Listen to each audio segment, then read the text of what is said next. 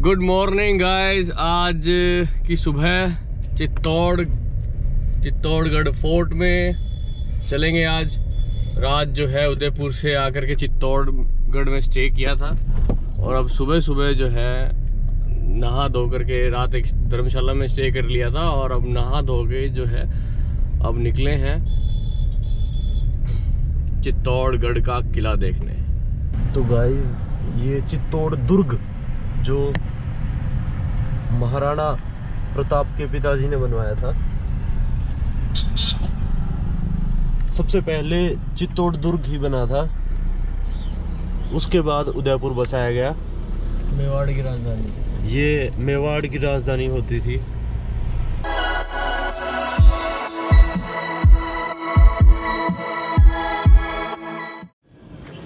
तो जी ये हमने जो है चित्तौड़गढ़ फोर्ट है उसमें एंट्री कर ली है और अभी जो है टिकट जो है वो पेटीएम से ही ऑपरेट हो रही है और नेटवर्क थोड़ा सा यहाँ पर लो था, तो पेटीएम से हमने जो है टिकट तो ले लिए हैं और पार्किंग की पर्ची भी ले ली है। मतलब गाड़ी अंदर तक जाएगी तो पूरे फोर्ट में जहाँ जहाँ भी होल्ट होंगे वहाँ आपको फिर पार्किंग नहीं देनी पड़ेगी। वन टाइम ही एक एंट्रेंस, मेन एंट्रेंस पे आप दे के जो है वो पूरा जो फोर्ट चित्तौड़गढ़ का जो है वो विजिट कर सकते हैं। हमारे साथ यहाँ पर गाइड मिस्टर बाबू जी नमस्ते करो जी। नमस्ते।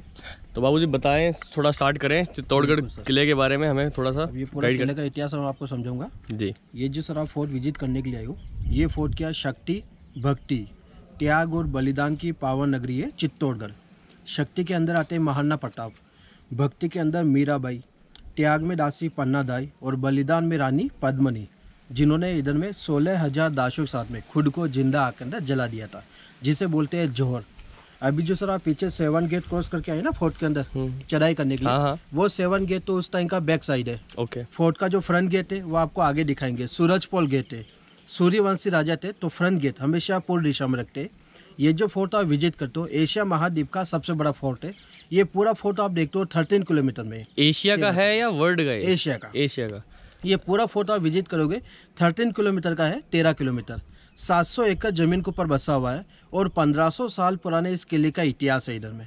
उस टाइम पे क्या इस फोर्ट के अंदर छोटे बड़े करके 113 मंदिर थे, 84 पानी के कुंड बने हुए और 8 महल बने हुए थे। लेकिन जब मुगल बादशाह ने किले के अंदर आक्रमण किया तो उस टाइम पे पूरे किले को डैमेज कर दिया। अभी जो इस किले के बारे में कहते हैं इधर में कि देखने में खंडित है, सुनने में इतिहास है और खाने में आकाश सीताफल फेमस होता है। चित्तौड़गढ़ सिटी से किले की ऊंचाई है 580 फीट। अभी आप जो खड़े हो ना 580 फीट की हाइट पे हो और मुंबई के सी लेवल से किले की ऊंचाई है 1850 फुट। फोर्ट का निर्माण हुआ था 7वीं सेंचुरी के अंदर। मौर्य वंश के राजा थे चित्रांगन मौर्य। आपने चंद्रगुप्त मौर्य, अशोक सम्राट का नाम सुना होगा, उन्हीं के वंशज थे। उस टाइम पे इस फोर्ट का नाम चित्रकूट हुआ करता था और 7 से लेकर 9 सेंचुरी तक फोर्ट के अंदर मौर्य वंशी राजा थे। उसके बाद में यहाँ पर जितने भी राजा आए थे वो सूर्यवंशी राजा थे। तो सूर्यवंशी राजा के अंदर सबसे ज़्यादा महाराणा कुंभा ने इस किले के अंदर 35 साल राज किया। 1433 से लेकर 1468 महाराणा कुंभा का राज्य था, जिन्होंने कुंभलगढ़ बसाया। और उस टाइम पे क्या 9 से लेकर 16 शताब्दी के बीच इस पूरे फोर्ट के अंदर मुगल बादशाह ने 27 आक्रमण किए थे। तो 24 आक्रमण तो यहाँ की राजपूत सेना जीतती है। 3 आक्रमण ऐसे होते जिसके अंदर मुगल बादशाह विजय रहे थे। तो उन 3 हमले में 2 हमले यहाँ पर जोर के रूप में हुए, जिसमें इस किले के अंदर जो रानियाँ थी ना वो क्या अपनी दासों के साथ में खुद को जिंदा आग के अंदर जला देती है, जिसे जोर बोलते। पहला आक्रमण किया 1303 में अलाउद्दीन खिलजी ने, जो दिल्ली का बादशाह था। उस टाइम पे इधर में राणा रतन सिंह की वाइफ थी रानी पद्मनी। तो रानी पद्मनी की सुंदरता के बारे में कहते कि देखने में इतनी खूबसूरत रानी थी, गले में पानी पीती, पान खाती उसके गले से दिखाई देता। जब इस बात का पता अलाउद्दीन खिलजी को चलता है तो उस टाइम पे क्या अलाउद्दीन खिलजी रानी पद्मनी को प्राप्त करने के लिए किले के अंदर आक्रमण करता है।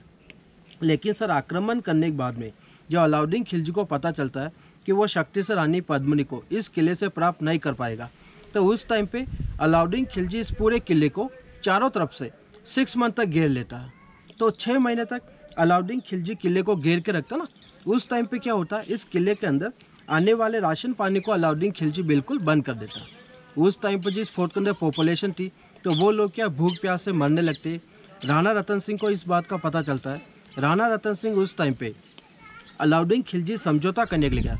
तो उस टाइम पे अलाउद्दीन खिलजी ने राणा रतन सिंह को धोखे से बंदी बना दिया था। बंदी बनाने के बाद में वापस अलाउद्दीन खिलजी ने रानी पद्मिनी को संदेश भिजवाया कि अगर तुम मेरे पास नहीं आओगी मैं तुम्हारे पति को नहीं छोड़ूंगा। तो उस टाइम पे क्या रानी पद्मिनी धोखा का बदला धोखा समझती है। वापस अलाउद्दीन खिलजी को रानी पद्मिनी ने संदेश भिजवाया कि तुम 700 पालकियाँ भिजवा दो। उन 700 पालकियों के अंदर मैं मेरी दासियों के साथ में तुम्हारे पास में आने के लिए तैयार हूँ। तो उस टाइम पे अलाउद्दीन खिलजी रानी पद्मिनी के लिए 700 पालकियाँ भिजवाता है। रानी पद्मिनी के 2 भाई थे, बादल गोरा। दोनों भाइयों को रानी पद्मिनी स्त्री का वेश पहनाती है और अपने सैनिकों को दासियों का वेश पहनाकर अलाउद्दीन खिलजी पास में पहुंचा देती है। तो वहां पहुंचने पर उस टाइम पे अलाउद्दीन खिलजी राणा रतन सिंह के सैनिकों के बीच में युद्ध चलता है। उस युद्ध के अंदर राणा रतन सिंह की मृत्यु हो जाती है। जब रानी पद्मिनी को पता चलता है कि मेरे पति की मृत्यु हो चुकी है, अब अलाउद्दीन खिलजी मुझे प्राप्त करने के लिए इस किले के अंदर आने वाला है, तो उस टाइम पे रानी पद्मिनी अपनी आत्मसम्मान, लाज, मर्यादा, इज्जत बचाने के लिए 16,000 दासियों साथ में खुद को जिंदा आग के अंदर जला देती है। तो इस बात का पता अलाउद्दीन खिलजी को चलता है कि रानी ने जोर कर लिया, अब मैं रानी को प्राप्त नहीं कर पाऊंगा। तो उस टाइम पे अलाउद्दीन खिलजी गुस्से के अंदर किले के अंदर जितने भी मंदिर, भवन, महल बने थे सबको खंडित कर देता है। उस टाइम पे क्या अलाउद्दीन खिलजी इस किले के अंदर राज नहीं करता। उसका बेटा था खिजर खान। खिजर खान ने किले के अंदर 10 साल तक राज किया था। इसके बाद में इस किले का नाम चित्रकूट से हटाकर खिजराबाद रखा गया। दूसरा जोर किया किले के अंदर 1534 में। 1534 के अंदर जब गुजरात के बहादुर शाह ने आक्रमण किया, तो उस टाइम पे इधर में महाना सांगा की वाइफ थी रानी कर्णावती। उस टाइम पे रानी कर्णावती की रक्षा के लिए या कोई नहीं था। तो उस समय क्या रानी कर्णावती ने अपनी रक्षा के लिए हुमायूं को राखी भेजकर संदेश भिजवाया था। लेकिन उस टाइम पे हुमायूं को आने में 2 दिन का विलंब हो जाता है। तो गुजरात के बहादुर शाह ने इस किले को जीत लिया था। तो इसी फोर्ट के अंदर रानी कर्णावती ने 13,000 दासियों साथ में जोड़ किया था। और किले के अंदर जो लास्ट आक्रमण किया था 1567 में अकबर ने जब इस फोर्ट के अंदर आक्रमण किया, महाराणा प्रताप के फादर थे उदय सिंह जी, वो यहाँ की राजगद्दी पे थे। तो उस टाइम पे उदय सिंह जी यहाँ की राजगद्दी अपने सेनापति जयमल और फत्ता को सौंपकर उदयपुर चले जाते। फिर बाद में वो उदयपुर सिटी बसाते। पहले यह चित्तौड़गढ़ मेवाड़ का कैपिटल था, लेकिन जब महाराणा उदय सिंह ने उदयपुर सिटी बसाया, मेवाड़ का कैपिटल चित्तौड़ से हटाकर उदयपुर शिफ्ट कर दिया। इसलिए आज भी आके वंशज अरविंद सिंह जी, महेंद्र सिंह जी, जो महाराणा प्रताप के वंशज है, वो उदयपुर सिटी पैलेस में रहते हैं। ये जो पॉइंट अपन देखेंगे किले का इंपॉर्टेंट पॉइंट है। आपको यहाँ पर 4 पॉइंट एक साथ दिखाएंगे, जैसे विजय स्तंभ, जोर स्थल, शिव टेम्पल, गौमुखी कुंड। अभी ये जो सामने टावर आप विजिट करते हो ना, इसे बोलते हैं टावर ऑफ विक्ट्री, मीन्स विजय स्तंभ। टावर को बिल्ड करवाया था राणा कुंभा ने। 2 स्टेट गुजरात और मालवा दोनों राज्य एक साथ जीतने खुशी में इस टावर को बनवाया। विजय के उपलक्ष्य में बनवाया, विजय स्तंभ नाम दिया। गुजरात का जो लड़ाई जीता अहमद शाह खान से, जिन्होंने अहमदाबाद शहर बसाया। मालवा का लड़ाई जीता महमूद खिलजी, माला मिस होता मध्य प्रदेश।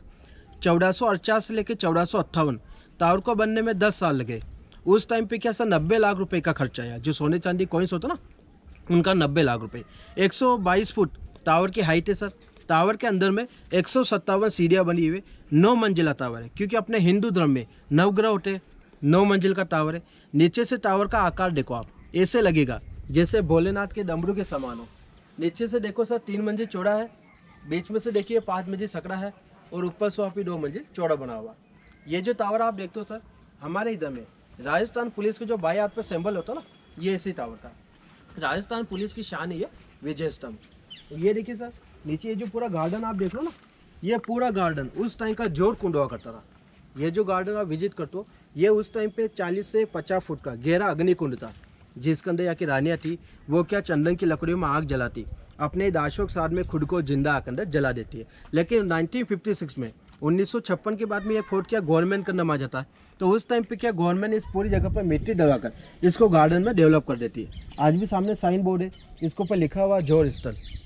आज भी इधर में साल में बहुत बड़ा मेला होता है, जोर मेला। मैंने बताया महाराणा प्रताप के वंशज आज भी जिंदा है, उदयपुर सिटी पैलेस में रहते हैं। मेवाड़ के अंदर जितने भी राजपुर होते हैं ना, वो सब इधर आते हैं। देखिए सर, छोटा हवन कुंड है, यहाँ पर हवन होता है। जो रानियों ने जोर किया ना, उनको आज भी आत्म शांति देने के लिए हवन किया जाता है। सामने जो गेट आप देखते हो, उसको बोलते हैं पूर्वी जोर गेट। जो ईस्ट की तरफ है पूर्वी जोर गेट, ये वाला गेट है उत्तरी जोर गेट, जो नॉर्थ की तरफ है। उस टाइम पे क्या जो रानियाँ जोर करने के लिए आई थी, दोनों गेट से एंट्री किया था। अभी ये सब चारों तरफ जितने भी टूटे फूटे खंडर आप देख लो ना, ये सब उस टाइम के मंदिर थे, जो अटैक के टाइम पे डैमेज हुए। आपके पीछे वाला भी उस टाइम पे शिव टेम्पल था। पहले क्या रानियाँ यहाँ पर शिव की पूजा पाठ करती, फिर जोड़ करती थी 1 बाय 1 करके। सामने जो टेम्पल आप विजिट करते हो इसे बोलते हैं समाधीश्वर टेम्पल। समाधीश्वर मीन्स होता जैसे पूरा इलाका उस टाइम का शमशान भूमि है, तो शमशान भूमि के नियर टेम्पल समाधीश्वर टेम्पल।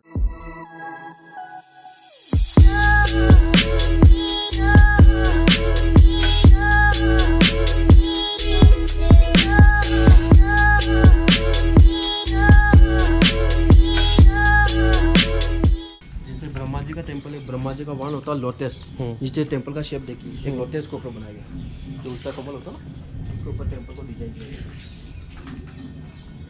और अंदर जैसा मूर्ति विजिट करेंगे सिंगल स्टोन के ऊपर त्रिमूर्ति है। सामने देखिए एक ही स्टोन के ऊपर गणपति बप्पा का पूरा फैमिली बना हुआ, रिद्धि सिद्धि के साथ में शुभ और लाभ, रिद्धि सिद्धि दोनों वाइफ, शुभ और लाभ उनके बेटे, एक ही पत्थर के ऊपर।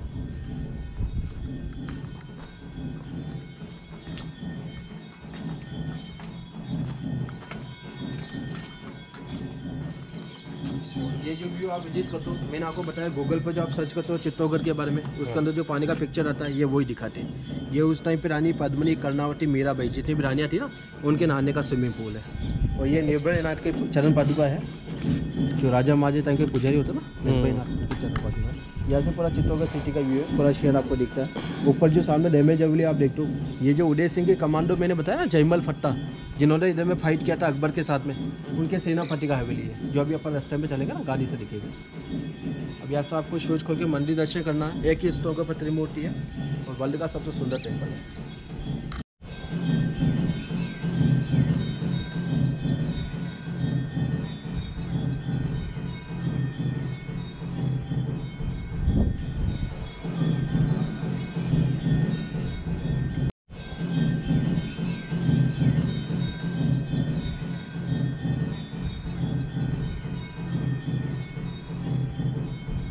बड़ा जो मंदिर आप देखते हो 1200 साल पुराना टेम्पल है।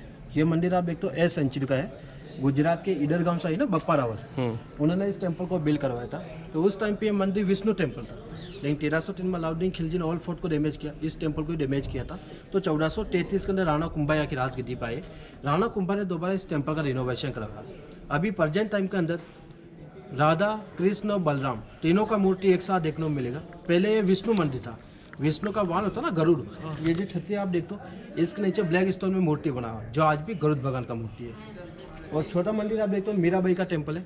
वो टेम्पल 500 साल पुराना है। मीराबाई के बारे में सुना ही होगा, कृष्ण की भक्त हुआ करती थी। चित्तौड़गढ़ में ससुराल मीराबाई का। यहाँ के जो राजा थे राणा सांगा, उनके सबसे बड़े बेटे हुए राजा भोज, उनके साथ में शादी हुआ था मीराबाई का। लेकिन मीराबाई राजा भोज को अपना पति नहीं मानती थी, कृष्ण की भक्ति करती रही। उस टाइम पे राजा भोज की कुछ अकाल बीमारी कर मृत्यु हो जाती है। उसके बाद में जो मीराबाई के देवर थे विक्रमादित्य, वो यहाँ की राजगद्दी पाए। तो विक्रमादित्य ने मीराबाई को समझाया कि हम राजपूत लोगों से बिलोंग करते हैं, ये सब हमें शोभा नहीं देता। लेकिन मीराबाई नहीं मानी। तो विक्रमादित्य ने परेशान होकर पहली बार मीराबाई को मरवाने के लिए इसी मंदिर के अंदर जहर का प्याला भिजवाया। लेकिन वो कृष्ण की भक्ति अमृत बनता है। दूसरी बार में फूलों की टोकरी में सांप भिजाया, फूलों का हार बन जाता है। उस टाइम पे मीराबाई यहाँ से परेशान होकर जो मंदिर के अंदर कृष्ण की मूर्ति थी अपने साथ लेकर 4 धाम की यात्रा करती है और गुजरात के अंदर द्वारिकाधीश गई। तो द्वारिकाधीश के अंदर मीराबाई को जाते हुए सभी ने देखा, लेकिन वापस आते हुए नहीं देखा। तो ऐसा कहते हैं सर कि गुजरात के अंदर द्वारिकाधीश में मीराबाई कृष्ण की मूर्ति में समा जाती है। टेम्पल के अंदर जो अभी आप मूर्ति विजिट करते हो, मीराबाई कृष्ण का मूर्ति देखने को मिलता, जो 2002 में बिरला सीमेंट के मालकिन ने नया मार्बल का मूर्ति लगवाया। यहाँ का जो ओरिजिनल मूर्ति है वो आज भी गुजरात के अंदर द्वारिकाधीश में है। मंदिर के सामने छोटा छतरी आप देखोगे, जिसके अंदर मीराबाई के जो गुरु थे संत रविदास, जो जाति से मोची समाज के थे, उनके आज भी चरण पादुका है। पहले मीराबाई उसने उनकी खुद की है वो, बिल्कुल पहले मीराबाई अपने गुरु के चरण स्पर्श करती थी, बाद में कृष्ण की भक्ति करती थी।